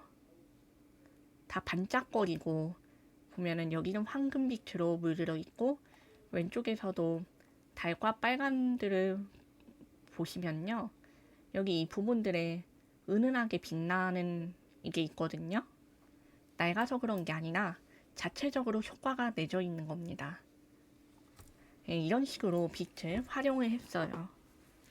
그리고 이 밤의 축제는 사실 우리가 이제 한 2000년대, 뭐 90년대 생분들은 좀 더 잘 와닿을 텐데, 서양의 고전 작품을 책으로 읽었을 때 중간에 사파가 표현되지 않습니까? 이렇게 막 출판사에서 책을 낼 때 뭐 독일 동화 혹은 문학, 뭐 비극 작품 이런 거를 냈을 때 저런 사파로 표현이 되잖아요. 이 파울 클레가 그 사파 표현주의에 많은 영향을 줬습니다. 신비주의와 상징의 대가 중 한 명이니까요. 그래서 이 문학과 동화는 사실상 필연적으로 그런 게 엮여 있을 수밖에 없기 때문에, 또 신화와 전설 같은 게 모티브로 들어간 것도 많고 자연스레 사파가들이 여기에 영향을 많이 받았죠. 네, 미술 시험에서 처음 보는 작품을 그림 분위기로 내가 오늘 환학하겠구나 하고 찍었는데, 그거 점점 가면 어려워지지 않나요? 저는 그거 초창기는 괜찮은데 갈수록 같은 그룹, 같은 모임을 했던 화가들이 섞여 있어서 좀 어렵더라고요. 그렇게 맞추는 건. 왜 보면은 마티스랑 고갱도 가끔 섞이고 그러잖아요. 그런 사람들이 있어가지고 시험을 볼 때 그렇게 하긴 힘들더라고요. 그쵸? 마티스랑 고갱 섞였을 때가 제일 난감했었어요. 그 춤이라고 하는 제목도 똑같거든요. 예, 그래서 시험을 볼 때, 이거 좀 싶었습니다. 아니, 그림만 다르면 모르겠는데, 화풍 비슷한데, 제목도 똑같아. 이러면 이제 뭐, 라고 생각을 하는 거죠. 그래가지고, 여기까지가 클레였습니다. 네, 이제 마지막으로 칸긴스키에 대해서 들어가 볼 건데, 그쵸? 이 방법도 공부 어느 정도 해야 가능한 거지. 공부 안 한 사람이 화풍으로 때려 맞추긴 사실 힘들죠. 너무 비슷한 다른 화가 작품이면 이것도 안 통하더라고요. 그것도 맞고, 고겐과 마티스처럼 이거는 사실 제 경험담이거든요. 이거 맞아? 하는 그 생각을 했었기 때문에 공감합니다. 네, 그렇게 하게 되면은 시험 점수가 날아갈 수 있으니까 그냥 평소에 다른 작품들은 딱딱 외우는 게 나은 것 같아요. 근데 이래놓고 또 헷갈리면 큰일 나는 거죠, 뭐. 정선에 처음 보는 작품을 그런 식으로 맞춰서요. 와, 정선 동양화의 경우에는 그게 좀 쉬울 수도 있겠다. 동양화는 그래도 이제 화가가 그렇게 많이 안 나오니까 좀 덜 하지 않을까요?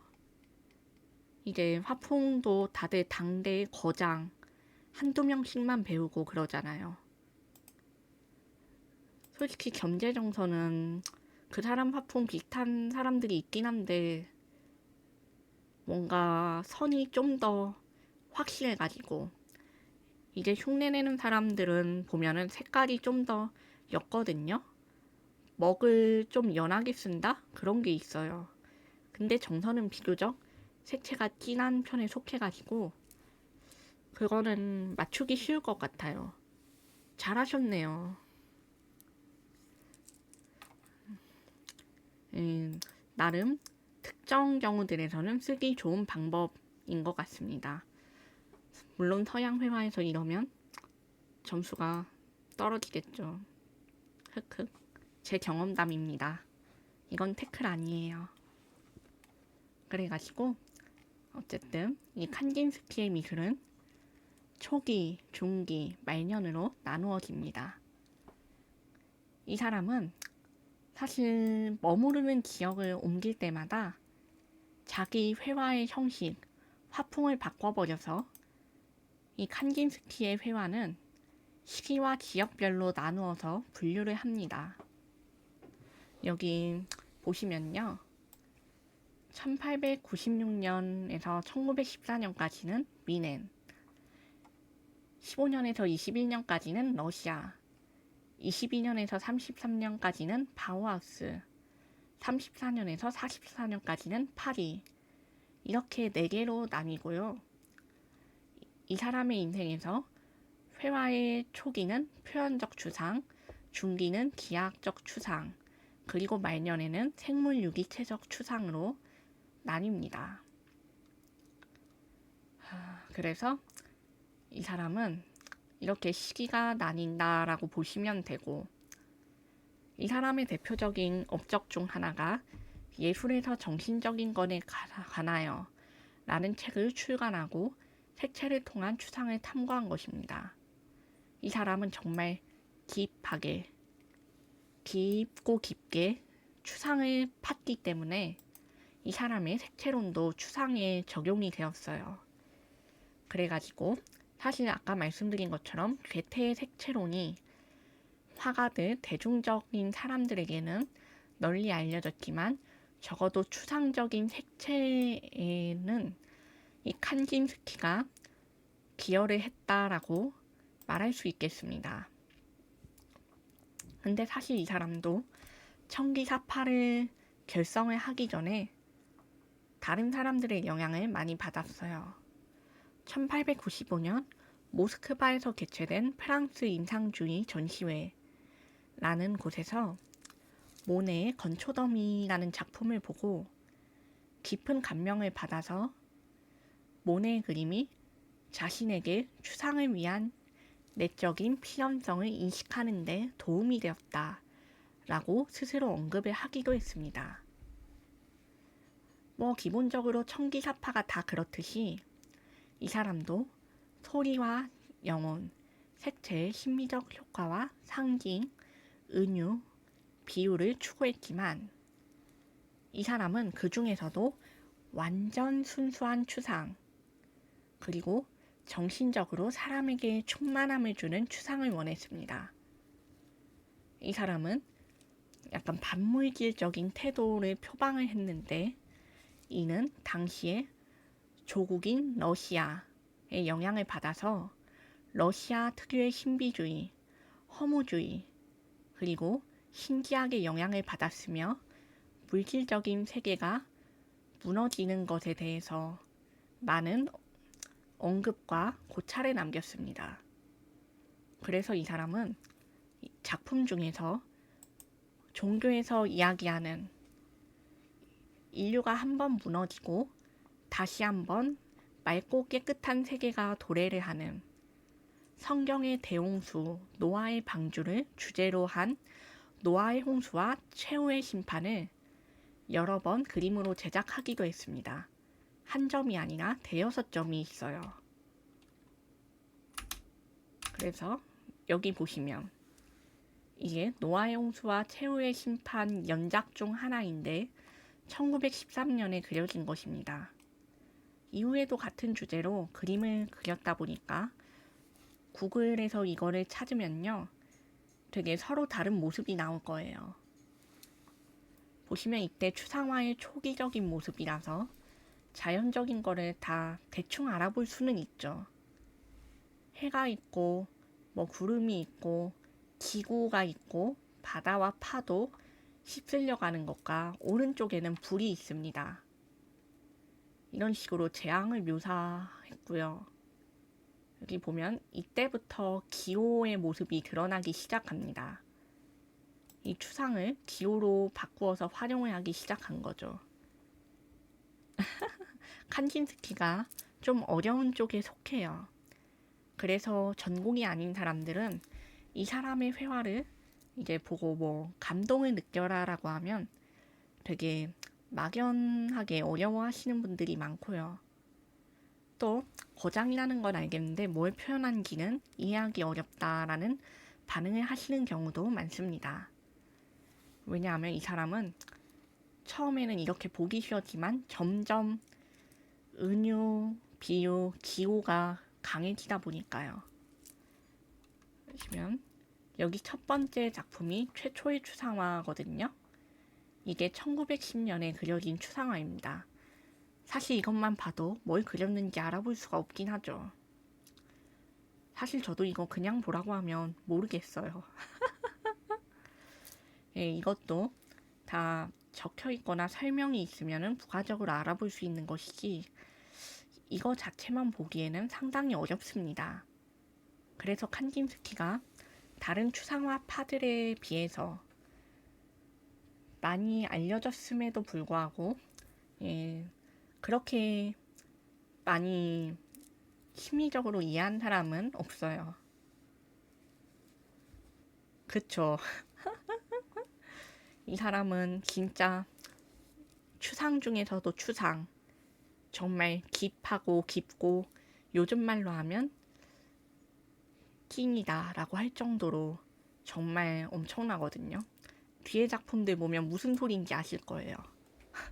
일단 설명하면 이 사람은 제1차 세계대전이 또 발발을 해서 머물러 있던 독일을 떠나가지고 다시 조국 러시아로 돌아와서 작품을 계속했는데 하필이면 여기서 러시아가 1917년에 볼셰비키 혁명을 통해서 소비에트 연방이 되고 공산주의 국가로 바뀌어버립니다.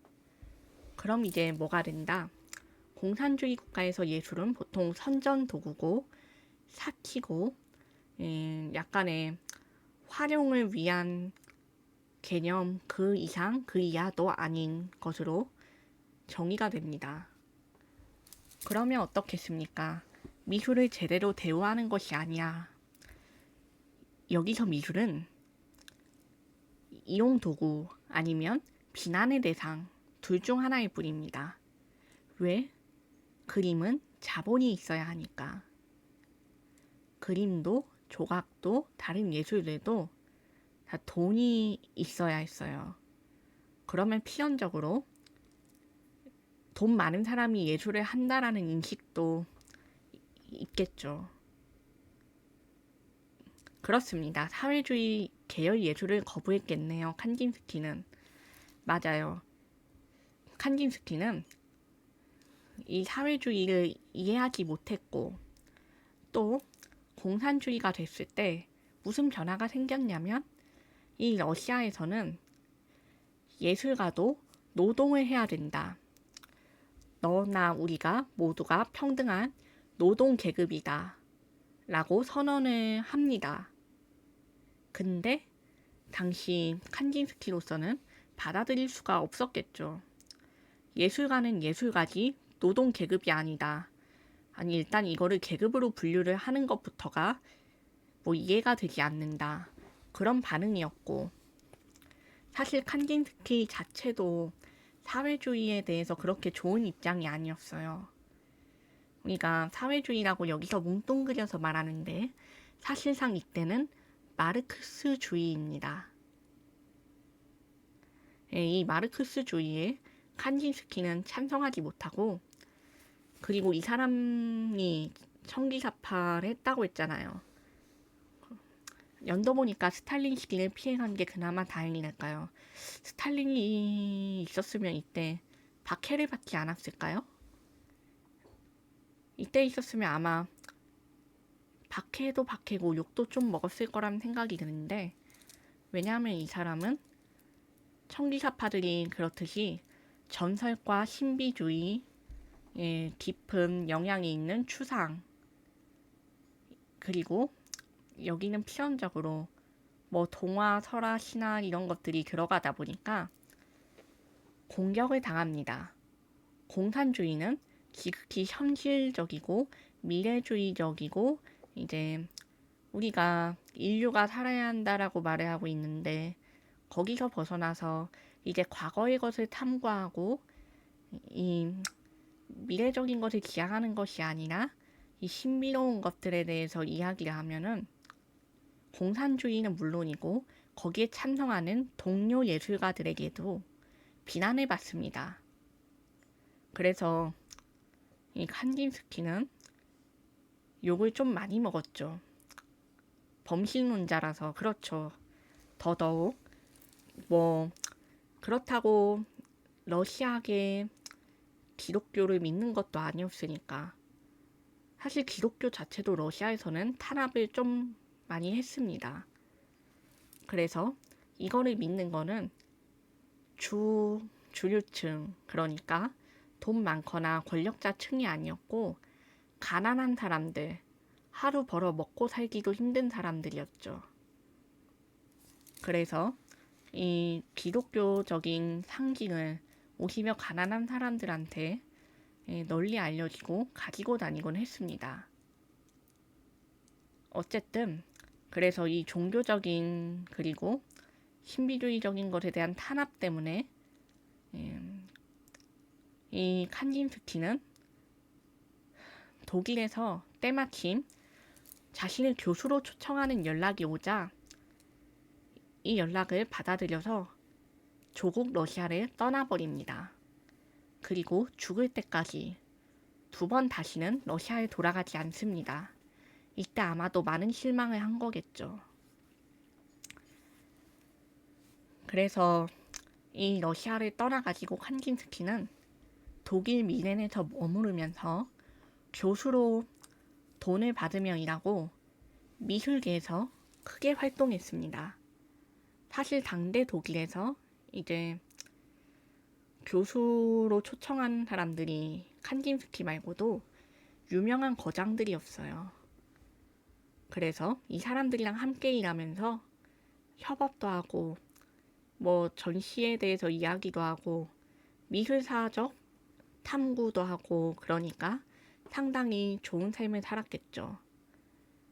거기에서 에세이 발표도 하고 자기 강의 노트도 출간하고 하면서 미술사 발전의 핵심이 됐습니다. 칸딘스키는.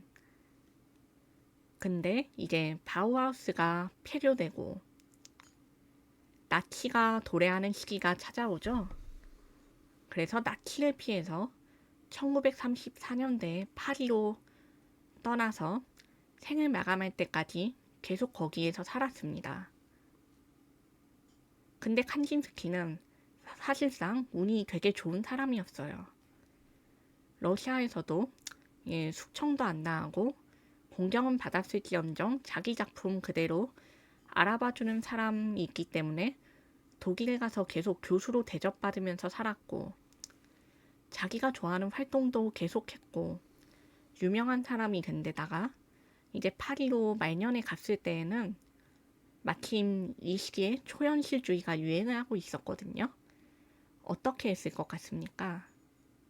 초현실주의가 유행하는 곳에 신비주의, 뭐 상징, 그리고 범신론과 여러 가지 추상의 대가인 칸딘스키가 왔다? 아이고 감사합니다 라고 하면서 반갑게 맞아들였을 겁니다. 그래서 이 칸딘스키는 파리로 떠났을 때 당대 유명한 초현실주의자 화가들 중에서도 단연 최고로 뽑혀서 수많은 찬사와 대접을 받았습니다. 그래서 이 사람은 죽을 때까지 자기 작품을 활동을 하면서 잘 살았어요. 앞서 말한 청기사파들이 전쟁에 참전해서 일찍이 전사한 것과 달리 오래 살아남았습니다. 당대 사람들 중에서는 거의 한 노인까지 살다 간 거죠. 그래서 이 사람 작품을 보면요. 아까 보여드렸던 첫 번째 추상화와 두 번째 노아의 홍수 말고도 뒤에 작품들이 점점 발전해 합니다. 이게 1923년도에 나온 독일에서 미넨에서 있을 때 바우하우스 시대에 칸딘스키가 작업을 한 작품입니다. 이거는 좀 바로 알아보기 쉽죠? 원 안에 원이라고 해서. 그쵸. 이거는 좀 더 직관적이고 정제되어 있고 또 빛과 소리, 색채를 결합한 작품입니다. 보시면 여기도 삼원색을 썼어요. 노랑, 빨강, 파랑 이렇게 결합을 해가지고 갈색이 나오기도 하고 저기 적색 그리고 청색이 파란색이 되기도 하고 이런 삼원색의 교차를 보여주면서 원을 중심으로 이제 소리의 파동을 표현하기도 했어요. 그렇기 때문에 이렇게 발전한 모습을 보여주고요. 1925년 작품에 노랑, 빨강, 파랑이라는 이 제목의 작품도 보여주고 있습니다. 이거는 사실 직관적으로라기보다는 말 그대로 삼원색의 표현에 가깝거든요. 그래서 여기서 그림을 보고 뭘 읽으려고 하시면 안 되고 제목이 곧 작품이겠거니 생각하시는 편이 좋습니다. 왜냐, 노랑, 빨강, 파랑 그 순서대로 해, 노랑, 그리고 노란색 건물 연상시키는 것을 넣고 빨강을 이렇게 색채로 융합을 하고 파란색을 원의 형태로 그려 넣어서 이렇게 다시 색깔을 또 섞는 작업을 했거든요. 근데 그럴 수도 있겠어요. 저는 사실 이 원이 살짝 기구 같다는 생각을 했습니다. 노아의 홍수에서 작업했던 것처럼 이것도 그렇게 작업을 한 게 아닐까라는 생각을 했는데 사실 이제 공식 설명은 없어서 그건 저도 잘 모르겠어요. 하지만 분명한 건 이 칸딘스키가 작업을 했을 때 처음 최초보다는 확실히 정립이 되어가면서 그의 작품 세계가 넓고 깊어졌다는 겁니다. 밝은 등대의 위치 파랑과 빨강을 밀어내는 건 기분 탓인가? 그럴 수도 있죠. 작품 해석은 또 다양하고 화가가 어떻게 그렸다라고 말하지 않으면 모르는 법이고 또 자기가 의도하지 않았더라도 담긴 게 있을 수도 있는 법이 예술이니까요. 자유롭게 감상하는 겁니다. 원래. 그래가지고 이 청기사파들이 정리하면 칸딘스키, 마르크, 클레 그리고 아까 말한 아우구스트 마게까지 이 사람들을 대표적으로 나눌 수 있고 사실 이 청기사파 중에 몬드리안 드스틸도 있는데 이 사람은 내용이 너무 길어져서 다음에 따로 단독으로 진행을 해보겠습니다. 그리고 이 사람도 작품이 많아서 칸딘스키만큼이나 역사가 길거든요. 이 몬드리안 스킬의 작품은 요즘 현대에도 유명하죠. 이 사람도 점선면으로 이루어진 노랑과 파랑이 계속 교차하는 작품을 전시회에서 많이 진행하고 있습니다. 그렇기 때문에 이 몬드리안에 대해서도 정석적으로 다음에 한번 다루어 볼 거예요. 자, 그러면 청기사파의 작품은 여기까지 마쳤고 질문 있으신가요? 질문 있으신 분들은 편하게 주시면 감사하겠습니다. 문화사가 다루는 유튜버가 없어서 아쉬웠는데 항상 감사합니다.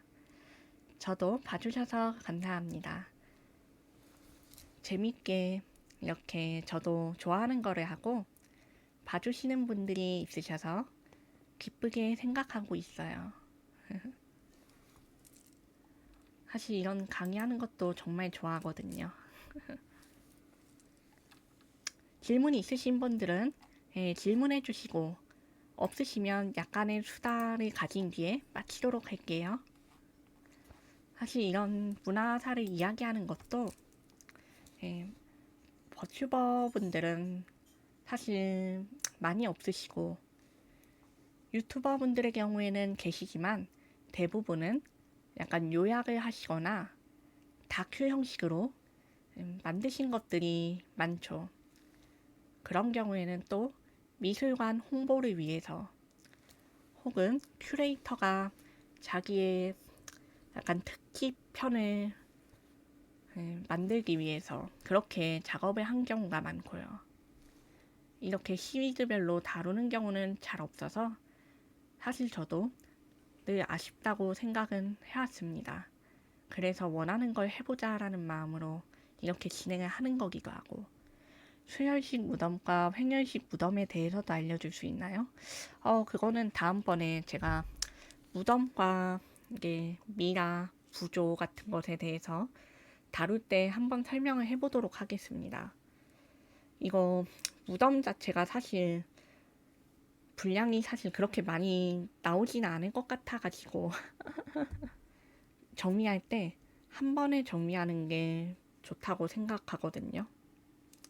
그리고 이게 고분이다 보니까 약간 미술사보다는 고고학 쪽으로 분류가 되는 게 있어서 그거를 함께 설명을 해도 좋을 것 같습니다.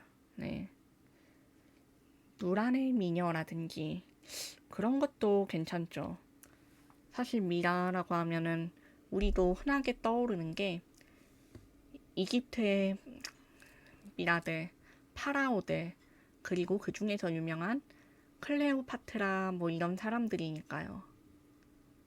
네, 이런 것들을 같이 꼽을 수 있고, 사실 이거는 문명별로 무덤이 또 다르기도 해서 그렇게 정리해서 올려봐도 좋을 것 같습니다.